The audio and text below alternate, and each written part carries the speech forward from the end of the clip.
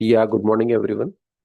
We had seen that the US market had remained range bound yesterday and closed flat, whereas futures are also flat. The concerns about the higher bond yield are consistently over there.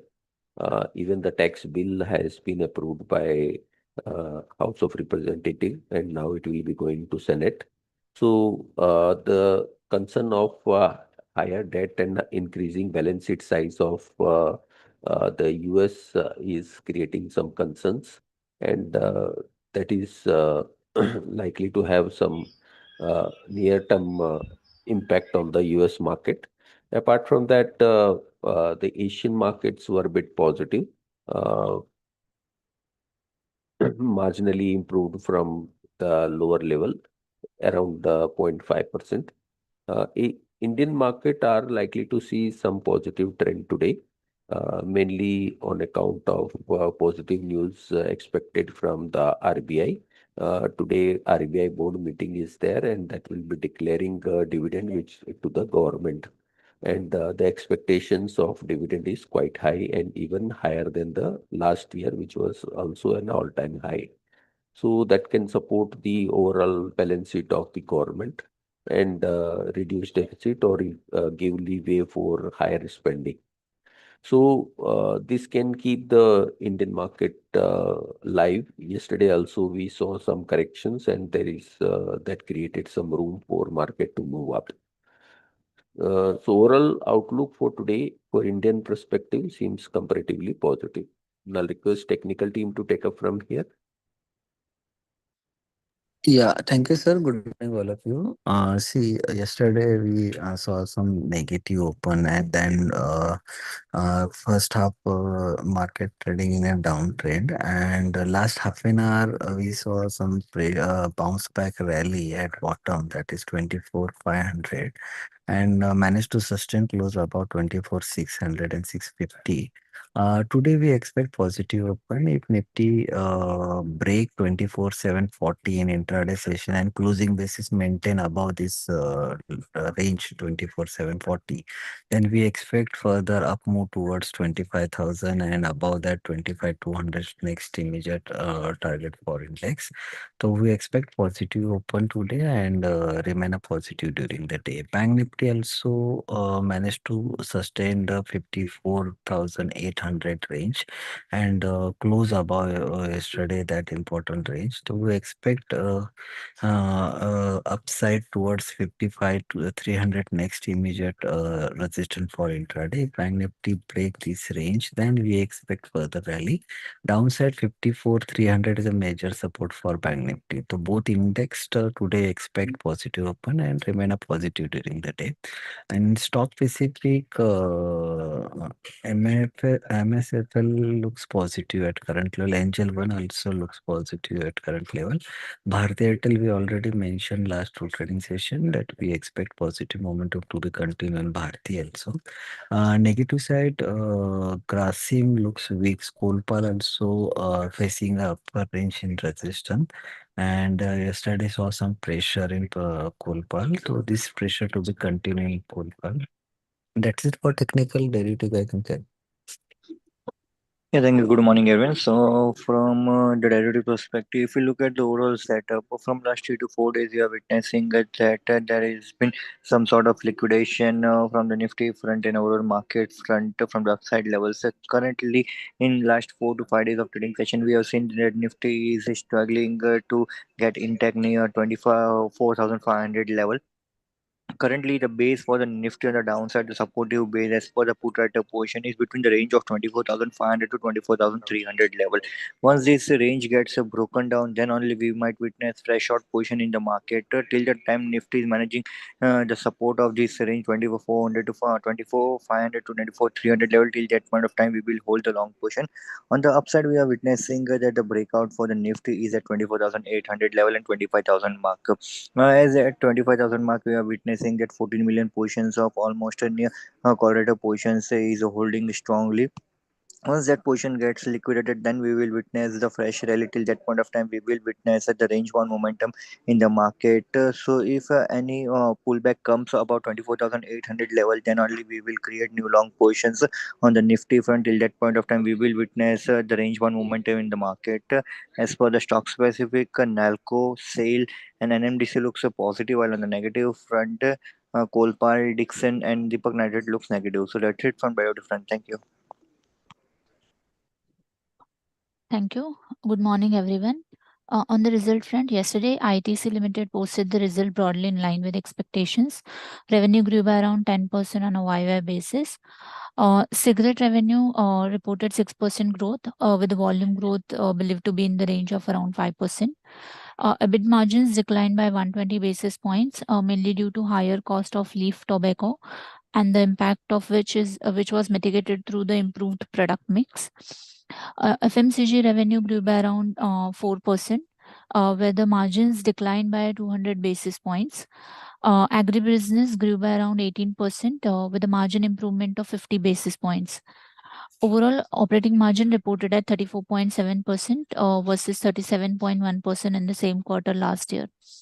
The margins were under pressure due to higher input cost, competitive intensity in agribusiness due to Chinese oversupply, and notebooks due to lower paper prices. One can hold the stock as it is trading at around 24 times to FY26 earnings. MQ Pharmaceutical posted the result, and the result has improved for the quarter. Quarter 4 revenue grew by around 19.5%, led by 25% growth in the domestic business and 16% in the international business.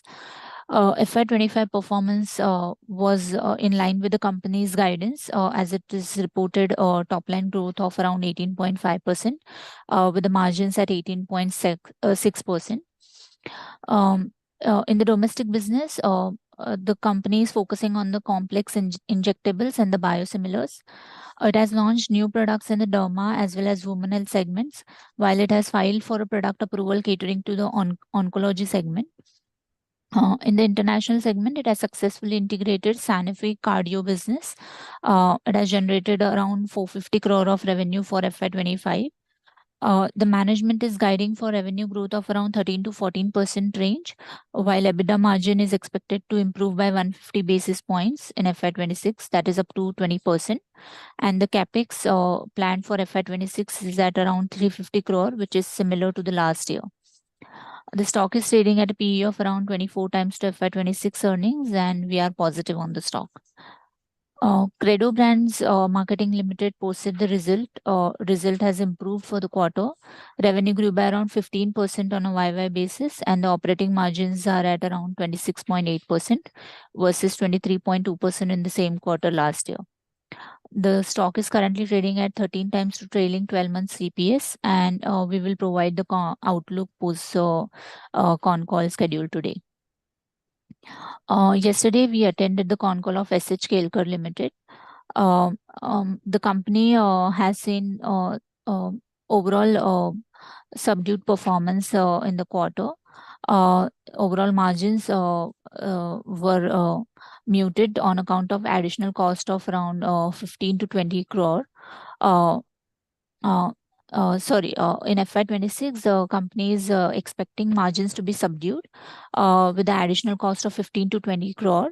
Those are expected to be spent on the operations, as it has seen this is mainly due to the fire accident in the Vashuvali facility, and to mitigate the supply, they are spending this amount, and that's why in the next 2 to 3 quarters it is expecting subdued operating margins. The company is going to focus on the niche segments for the future growth while limiting the competition.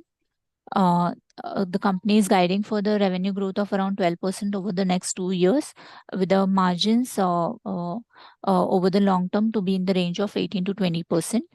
The capex for the next 2 years to be planned at around 200 crore. The stock is currently trading at around 31 times to trailing 12 months EPS, and we are neutral on the stock. Thank you.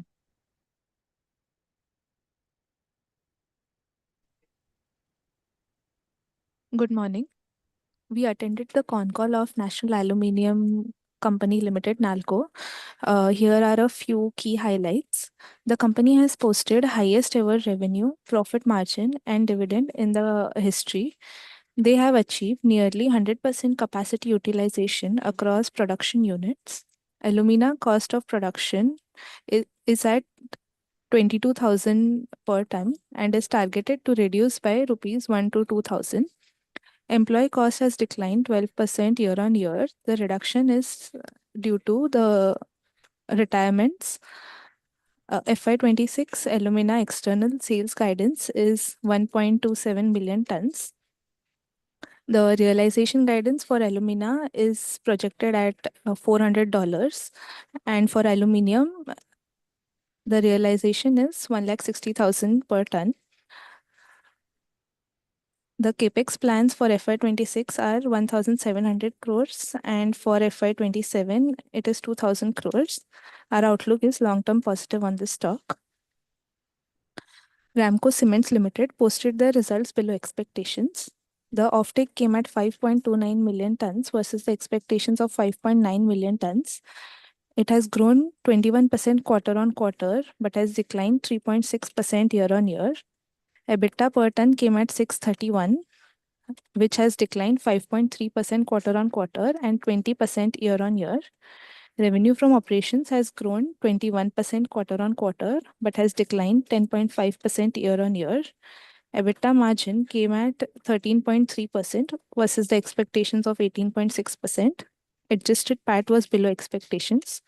The stock is trading at 21.3 trailing 12 months EV by EBITDA. We will provide the outlook post the con call. Thank you.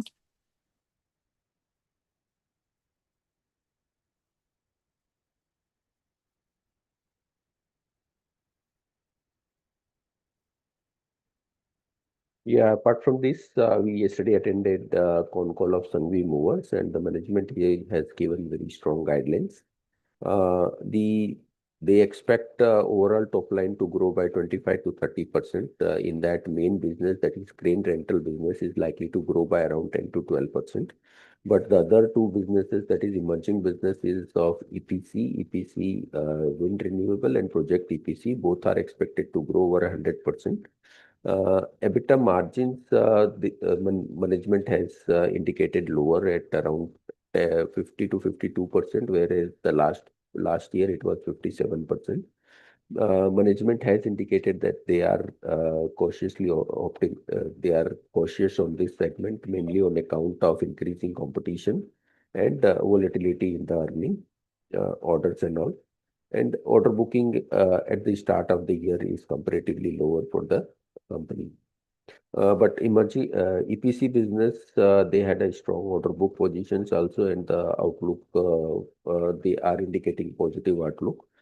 During the year, they had done 17% EBITDA margin, but they are guiding for 10 to 12% EBITDA margin.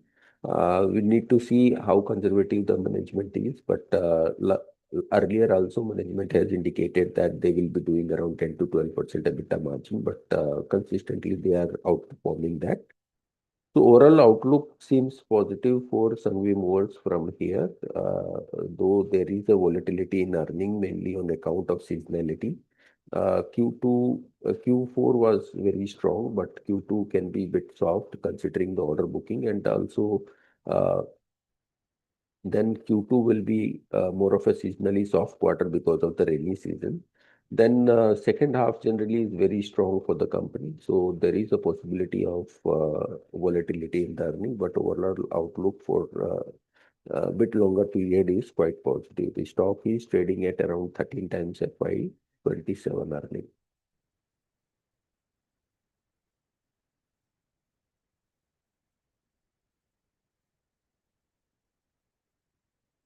HFCL has reported very muted numbers. Revenue declined sharply. They had not given any exact reason why it has declined in the presentation, but the revenue came in at 800 crores versus Q1Q 1012 crores and year-on-year 1328 crores. Company has reported EBITDA loss in this quarter, mainly driven by product division. Product division has reported EPC division. EPC division has reported higher losses in this quarter. So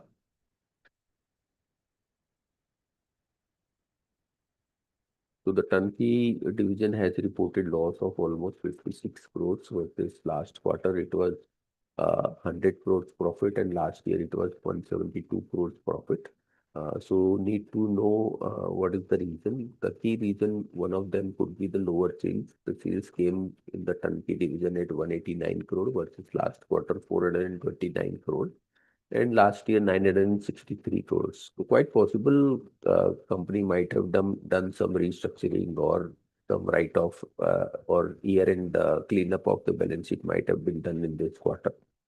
Even profitability in the product division has also come off. The profitability was just 5 crore in product division versus last quarter 37 crore and last year 17 crores. So overall, apparently seems quite weak number. Order booking is at around 10,000 crores. Last quarter it was 10,400 crores and last year 7,700 crores. So order booking is comparatively better, whereas performance seems to be very subdued. So stock may find a negative trend into this trade.